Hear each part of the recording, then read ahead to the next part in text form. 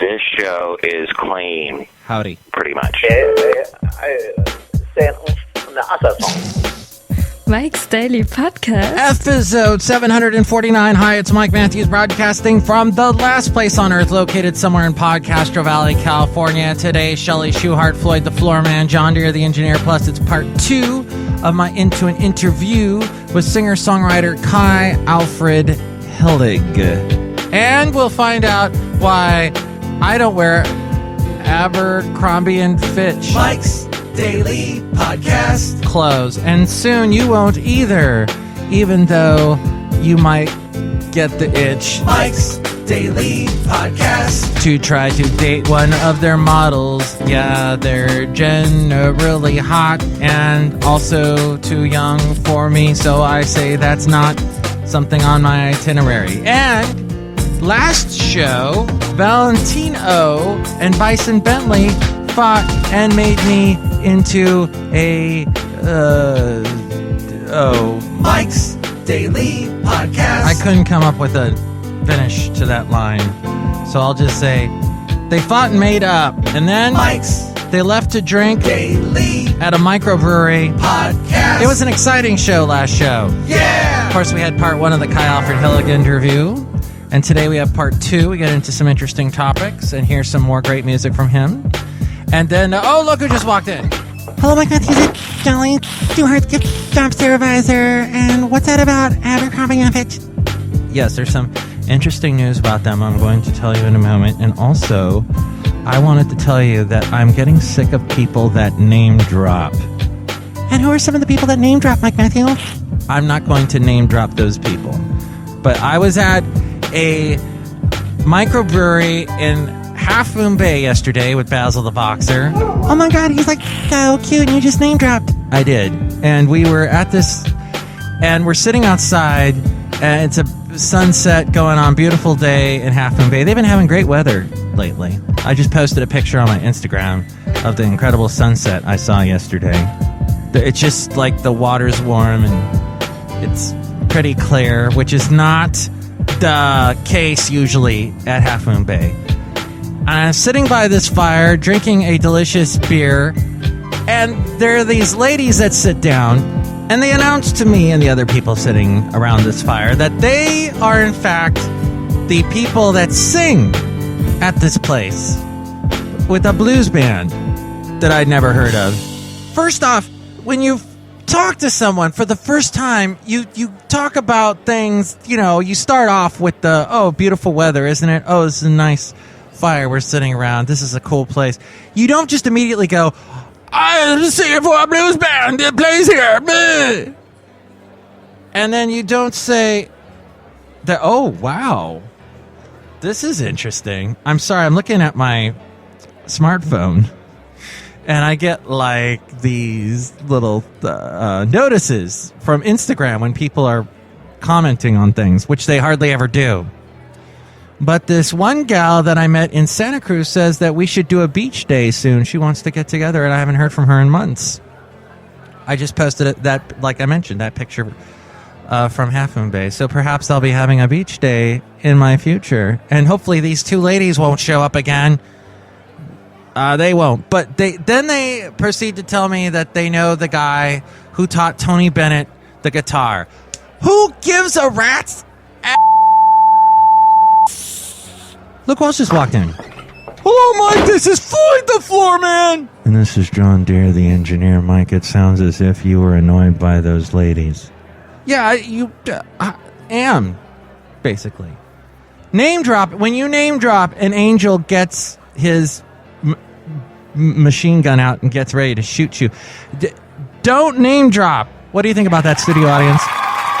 This is the reason why I'm so glad I don't live in Southern California and around LA, because the name dropping quotient goes up. If you were to look at a map of the US and like the red spots on the map would demarcate where people, the highest frequency of name dropping is going on, you'd see like LA would just be this big red spot.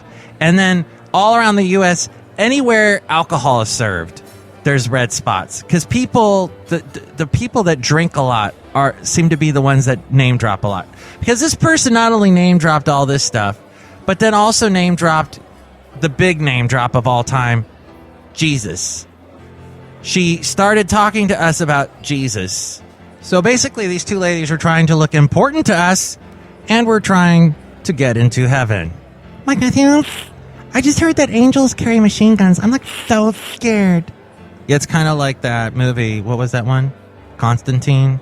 Oh, that movie's like so scary. You know what else is scary is Abercrombie and Fitch. They're finally shedding their traditional logo-focused apparel. Clothes that made the brand one of the most sought after among teens in the past 2 decades. Very expensive clothes. The company's preppy t-shirts and sweatshirts have fallen out of favor with students who are more inclined to spend their allowances on cheaper and trendier clothes offered by, like, Forever 21 and H&M. Abercrombie's shares fell as much as 8.5% this morning after it reported its 10th straight decline in quarterly same-store sales. This according to Reuters. The chief executive, Mike Jeffrey, said, "In the spring season, we are looking to take the North American logo business to practically nothing." They're trying to revamp their image after their chief executive stirred controversy last year by suggesting the company's clothes were made for cool and attractive kids and not for fat people. The company has since expanded its merchandise to include larger sizes for women. It has also doubled down on more fashionable clothing and slashed their prices to win back teen customers who have cut back spending in a tepid job market. Still, Abercrombie's clothes are costlier than those sold by fast fashion rivals, which have shrunk the runway to shelf turnover time to about a fortnight. Yes, I just said a fortnight, because I am British all of a sudden.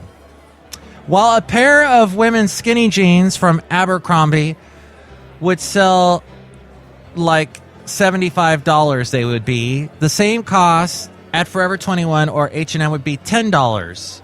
What do you think of Abercrombie? I always say that name wrong. I always throw an M and an N in there. Abercrombie and Finch. I think that sounds better, and then it sounds like a detective team. Tonight on the BBC, the new episode of Abercrombie and Finch. Watch it right after Sherlock. Which, by the way, I think that there should be a new show. Have they done a show called Watson yet? They've already got Sherlock. They should do like the backstory of Watson. Not the Martin Freeman Watson on Sherlock, an awesome show on the BBC, but like create the backstory of Watson back when Sir Arthur Conan Doyle wrote Sherlock. Back, what was Watson? He was like this fat little kid, but he was super smart, and he didn't wear Abercrombie and Finch clothes. I do like Hollister. I don't like their clothes, but I like walking into their stores because I feel like I'm walking into a beach house because they got the cool little Adirondack chairs out front. And then they look at me, the kids that work there, all the little attractive kids see me as I walk in, and they're like, "Oh, look, it's an old man. Everybody, run! Old man coming in. Old bald man." But I like going in there because they've got these sets of MTV, like 80s MTV television sets, rows, 3 up, 3 across. So 9 TV sets on both sides, either side of this one room.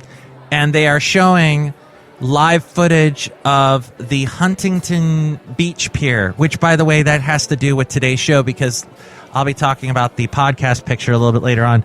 Picture of the picture that I took from the San Clemente Pier, which is not too far away from the Huntington Beach Pier, in that same general area of California, Southern California. But I like going into the Hollister because no matter where you are in the U.S., you can always see what the view is from the Huntington Pier. When I lived in Huntsville, Alabama, I could go into one of those Hollisters at the mall and look and see the view from the left side of the pier on those left side TV screens and the right side of the pier on those right side TV screens. And then look at the clothing and see that I could never fit into them. or be stupid enough to pay those prices for them. What do you think about Hollister and Abercrombie and Fitch and all the other clothing stores like that? And what do you think about these name droppers? Do they drive you nuts? Email me, MIKEs-DAILY-PODCAST@gmail.com. We read your comments on the section emails from email. Also, email me there if you'd like to be a guest on the show or if you'd like to sponsor the show, MIKEs-DAILY-PODCAST@gmail.com. There's also the website, MIKES-DAILY-PODCAST.com, with links to where to listen to the show in iTunes. Subscribe to the show in iTunes and comment and rank the show. Comment on it, and that helps us with our ranking in iTunes, and more people find out about us that way. There's also where to find us on Facebook. Like the Facebook page, and when I post a new show, share it with your friends. More people find out about us that way, too. Another great way to support the show is through the Amazon deal of the day on the left-hand side of the website. Click on that and buy something at a great discount, and that helps us out a little bit. There's also links to where to find us on YouTube, SoundCloud, Stitcher, Spreaker, Mixcloud, Podomatic, Yelp, Tumblr, Twitter. And you can find the blog, the Daily Podcast picture, and all the past interviews I've done there at MIKEs-DAILY-PODCAST.com. And speaking of interviews... Into an interview. I'm speaking with KYE ALFRED HILLIG. He's got a new album called The Buddhist. It's out now digitally. You can find it on his Bandcamp, KYEALFREDHILLIG.bandcamp.com. And then he's got a CD coming out September 9th. And then he is doing a payola campaign to put together the vinyl. Where can they find out about that? If they go on to payola.fm, or if you just look up payola, it'll be on there. It's the only campaign they're doing right now, so and if you Google my name, it'll pop up too. Okay, because he's going to make a vinyl album record thingy that you can like actually put on a turntable and listen to these songs off The Buddhist and feel. Yeah, we're doing 180 gram white vinyl, so it's kind of a little bit. It's kind of nice. It's actually really nice. Wow. That's a good way to go. Well, what was the songwriting and producing process like for The Buddhist? Well, yeah, like I said, I wrote all of them in a little over a week and a half, right after we got back from the tour that we met up with you on. When we were driving around, one day I had this kind of realization about songwriting, and I kind of felt like I had been approaching it wrong somehow. Not that I'm ashamed of any of my other stuff that I've done as a solo artist, but I just realized that a lot of times, like songwriters and stuff like that, they use a lot of like metaphors and things like this to kind of cover up what they're really getting at. And I was like, well, why do we have that veil at all? Why don't I just talk about my life in a really open, upfront way, and maybe that would mean something to people. Maybe people would feel closer to the music if I did that. And so when I got back, I bought a classical guitar and wrote the 10 songs right in a row, and then a month later Dan Harmon came out to my house, and we holed up in my hot garage for 3 days and recorded and mixed it, and a week later I mastered it. Wait, where do you live? I live in Sumner, Washington right now, which is a little kind of like satellite town of Tacoma and Seattle. It's so weird, KYE, because I talk to so many singer-songwriters that are all kind of in satellites around Seattle. Seattle still must radiate some kind of songwriting energy. Yeah, and there's right now, especially, I don't know why. I don't know what's going on. I don't know if it's in the air or what, but kind of acoustic-y music is kind of in vogue in Seattle right now. So it's a really good, it's just by happenstance that I'm actually, tend to do generally acoustic music, but there's a little bit of a trend in the Northwest right now with acoustic music. Well, I wanted to play something off of your last album called Real Snow. Yeah. Called Cold Front. Oh, yeah, I like that one. I like that one, too. Well, how did that one come about? That album I was actually going through a divorce when I was writing a lot of that stuff. And I wanted to I was going through a divorce and listening to a lot of dance music and hip hop. and I decided, which is a weird combination of things, I know, but I kind of thought, like, I'd kind of like to make a more electronic record, and then that was the subject matter. Ended up being a lot about kind of that kind of processing the whole divorce thing. Wow. That, as someone who has gone through that myself, that's pretty cool that you were able to write it all down and you can experience it. But there's the dance. Were you playing was there certain keyboards you were using for this? Oh yeah, we did. We had a bunch of synthesizers. We kind of tried as much as possible to stay away from any organic instruments on it. I mean, we do a little bit of organic instruments. Like, I think the acoustic is on it a couple times, but in general, like, we just really were trying to make it as synthetic as possible, and that was just kind of one of the goals. And we didn't want anything real on it, which is funny because it's real now. But and then that's just how it shook out. Okay. Well, let's listen to this. This is KYE ALFRED HILLIG documenting the horridness of divorce, but this is one of the songs from that Cold Front from Real Snow on Mike's Daily Podcast.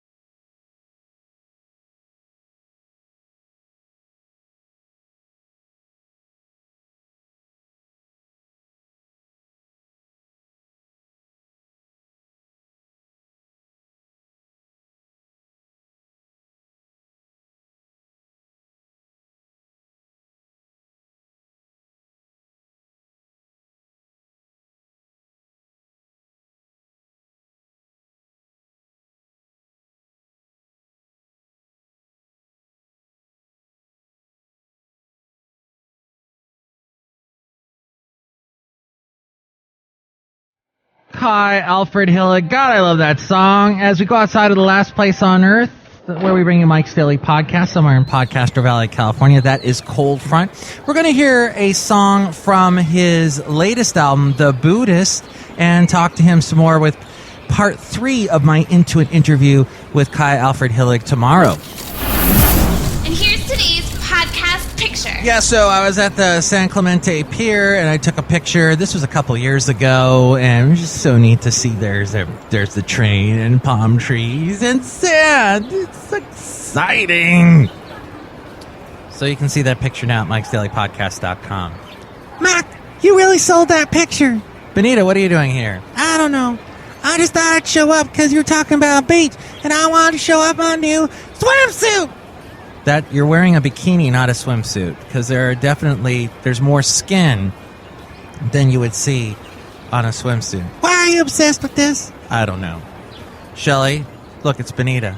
Oh my God, hello Benita. You're like so beautiful, and everything you say is like magnificent and magical. Thanks a lot, Chely. You're a really cool teenager type person that wears Abercrombie and Finch. That's the way I say it. Tomorrow, part 3 of my Into An interview with KYE ALFRED HILLIG. Plus, we'll hear from Benita. You'll be back. Thank God. I was missing y'all. Plus, I got nothing else to do. I'm kind of like Richard Gere in that movie. Officer and a Gentleman. I got nowhere else to go. Yeah, so sad. The Disgruntled Fiddle Player and the Brewmaster will be by tomorrow as well.